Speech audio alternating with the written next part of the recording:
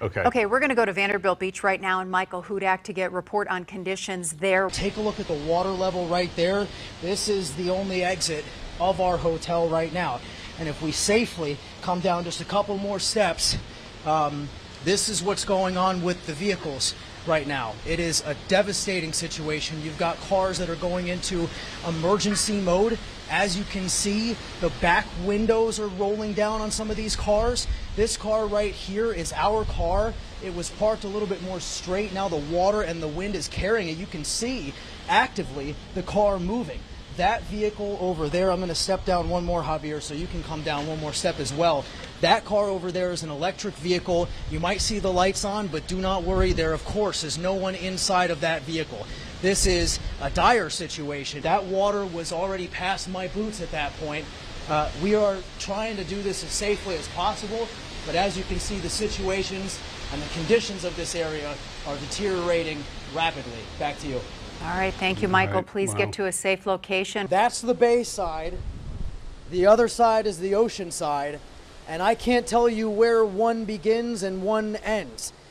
The bay and the ocean have met. I think I speak for many of us when I say I've never quite seen anything like this. I'm going to step out of the way so that you can get our vantage point. You can see the aluminum roofing from manufactured mobile homes across the street, up in their front yard, in their tree, like a Christmas Day decoration. But this is no holiday. As you can see, one of the sons of the owner of this home is up there in the tree right now trying to do this himself with a power saw. And as our meteorologists, who've been doing a great job today, by the way, as Greg articulated, they've been talking about the last hour or two how that severe weather threat has kind of moved out of our area. I mean, you can even see blue skies, barely any clouds, but the danger and the threat of harm is certainly prevalent still in this area right now because it is a little windy out here, and you can see some of those aluminum pieces up there in the tree are hanging on by a thread, and they might look flappable, they might look flexible, but Luis, this is what we're dealing with right here. This kind of sharp. Corey, good morning. The last time anyone heard from Gabby Petito was on August 27th. It was not uncommon for Gabby to send multiple text messages to her mom throughout the course of any trip that she went on, but this one on August 27th was just different. Her mom said that she didn't even think it was Gabby who sent the text message. It said our wait time was 5 minutes, and then 6 minutes, and then 8 minutes. I gave up after 40 minutes. Okay, so you can see the wind. Our tripod just got knocked down. I'm going to try to put that back over there. Walk with us a little bit because this is how this was able to happen. That home, I'm just being honest with you, was kind of like a target because of all of this open space right here. Kirsten, it affects everything, right? It affects hospitality, tourism, even say a restaurant on Fort Myers Beach. So when I tell you that 20% of business travel to the state of Florida may never be the same again, that could be cause for concern. And Michael, what exactly are the reasons that we have to swat him away like you're doing right there? I have to defend myself out here. Well, listen, Southwest Florida is flat, warm, and wet. Those are the three main things. So it's kind of like mosquito heaven, which is why I'm kind of fending for my life out here against these bugs by the water before dawn. They want to keep that smoke away from rising and the ambers from touching these tall trees behind us. You see, there's a bunch of tall trees behind and surrounding this fire, but it's nowhere near where this actual small fire behind me is contained. What's also been consistent is a lack of severe wind. Take a look at that. Between 1 mile an hour and 2 mile an hour and fluctuating. It's been that way throughout the entire morning. Take a look down to Naples Pier right now, and as you can see, people are not necessarily too concerned about the conditions. You see people walking on the pier, you see someone surfing in the water. It might look a little confusing with all these random pins all over the place, but here's how it works. You've got this left-hand column that breaks everything down. The orange pins are anything that could happen on a property. You got burglary, you could have theft, you could have trespassing. I know it's October, but we don't really want to see pink, Lindsay, because pink is what's going to be something like a violent crime, shooting or a robbery. Ed, the man who lives at this house and has owned this house for years, used to have a screen that connected and enclosed his back lanai. Now, as you can see, Taylor, it's all but completely gone. A roofing company said they're planning to tarp that up today. I want to point your attention to that window. That's the shower. Let me tell you what happened to Jeff Judy on Monday afternoon. He lives at this apartment, right? And he gets a notification on his phone saying that he's got a package at his front door. This is amazing. It's the holidays. But when he opens the door, he notices a man steals the package and is running down this sidewalk sidewalk with the package. Jeff is trying to get him to stop, but he won't stop. And now Jeff Judy is without his package and his peace of mind. But they're not stopping the photo shoots here in Cape Coral. The families are at home today. They want to take the day off, and they're even bringing the dog outside for the photo shoot and bringing a chair in the middle of the street. I have a mask on because it is a federal mandate to wear a mask inside all airports in the United States, and it is only when you exit the airport that you can take the mask off. Reporting at RSW, Michael Hudak'S. This is the closest stop sign to Brian Laundrie's house. You can see it says at the corner of Price Boulevard and Ray Street, stop, and under that it says, where is she? Of course, referring to Gabby. We don't know who put that on that stop sign. All we know is that this is a story, Nicole, that has gripped the nation. It has sent shockwaves through the community, and you quite literally see it at every single turn. This community in Surfside has rallied around these displaced families and these victims by providing them with so much, right? Food, shelter, money. But all they want is answers. All they want is word on their loved ones. And the search to find those answers is currently underway on this fourth morning that we see this incredible debris. It's not until you stand next to this debris, or at least down the street from it, guys, that you realize how high that debris is. Look at that, 3 to 4 stories high. But they were working through a fire. They are going to work through rain. And that was what the mayor of Miami-Dade County expressed, that she actually has to go in there and convince these firefighters to leave their shift. These are firefighters and law enforcement officials that are on this search and rescue mission that do not want to give up, that won't give up, rain or shine. This is where Don and Darlene, the people who own this garage, keep all their tools and get all of their stuff done. They usually don't have the wind blowing through here like I do right now because they used to have a roof on this structure. The 118-mile-an-hour winds ripped that off on Sunday morning. Behind me here at Florida State University's campus, this is called the Unconquered Statue, and that's because the Seminole tribe was the only Native American tribe to not be conquered during Western expansion. They actually moved to South Florida, the Everglades. They hid and lived in the swamps.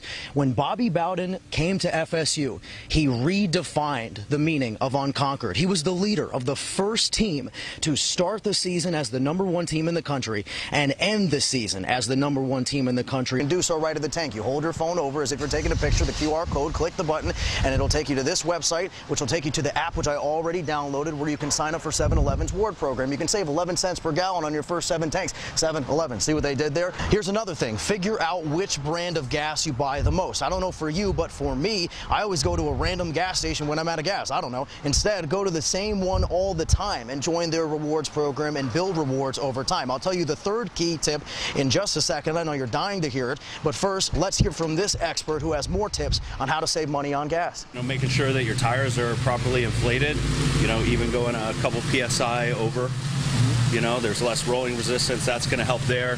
Something as simple as a dirty air filter can rob 3 to 6% of your fuel economy.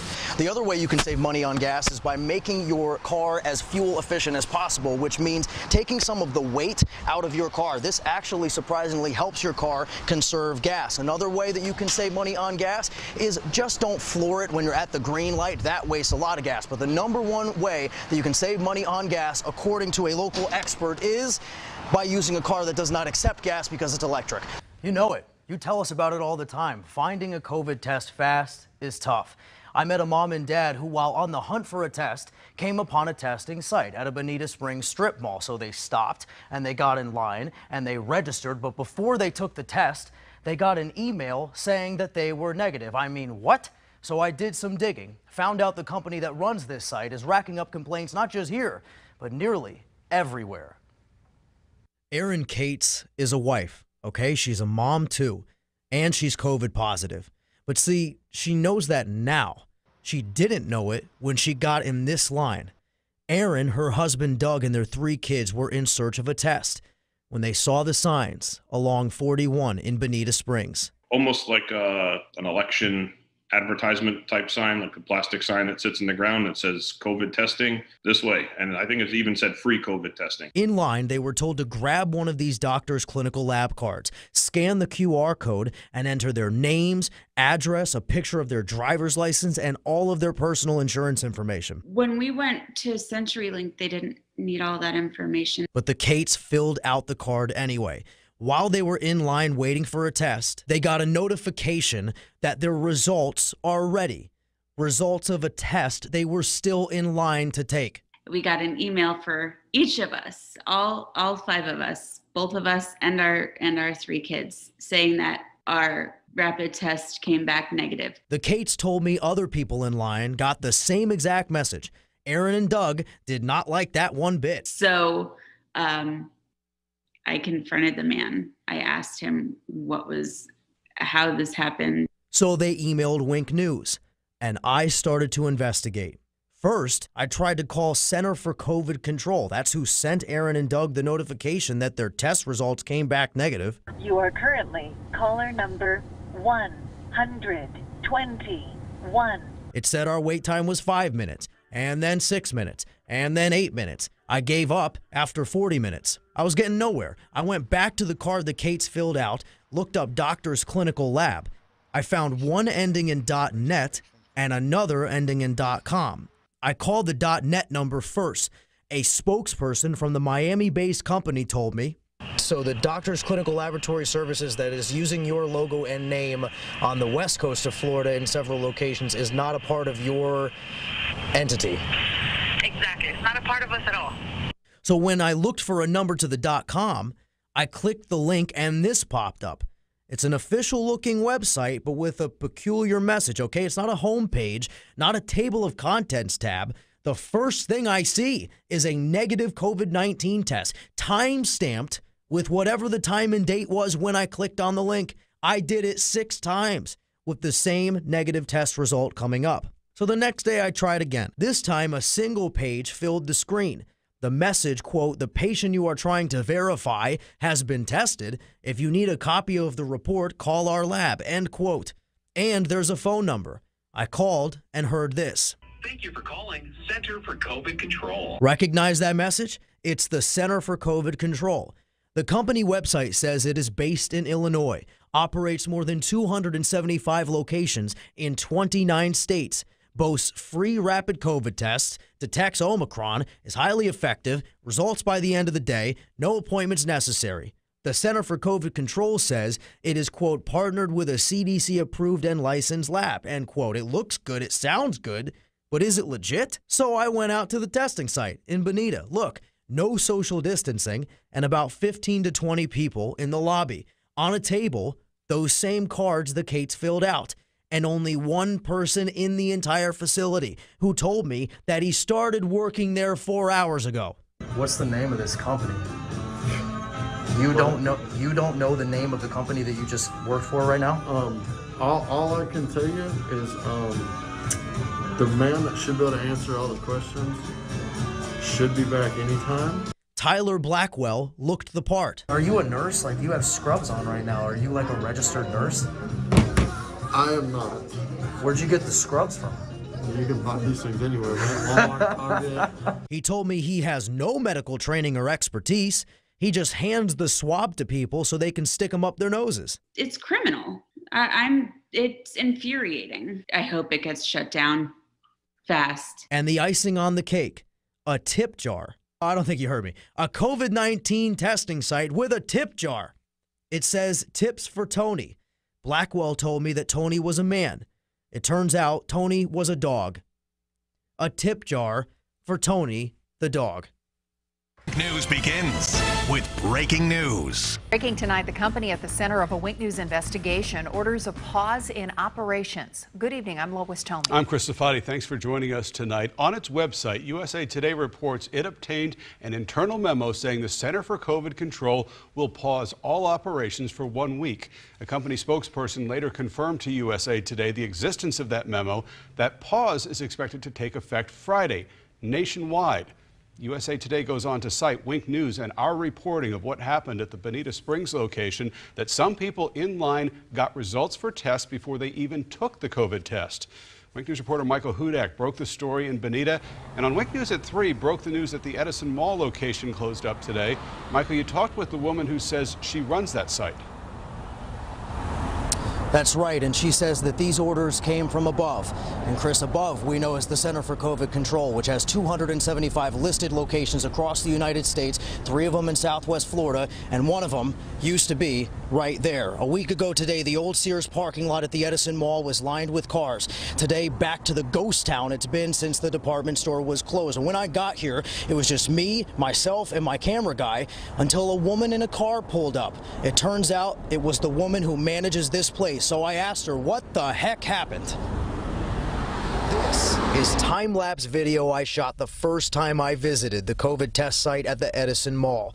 I mean, look at the incredible line of cars. 1 week later, you could hear a pin drop in the parking lot. There is such concern out there for people being scared and needed testing, and now people are without. The only sign that this place used to be a test site, a locked shed, a sign that says closed until further notice, and then Mary Farmer. You used to run this site, correct? Yeah. Farmer told me last week, and again on Thursday, she ran this testing site operating under the umbrella of the Center for COVID Control. And when I asked her why this site closed... Everybody has to be investigated. What? By who? The Center for COVID Control? I mean, I've tried for a week to get someone from the company to talk to me about what's happening in Southwest Florida. The state of Florida? I've called the state attorney general, the Department of Health, the Agency for Healthcare Administration, emailed them all too.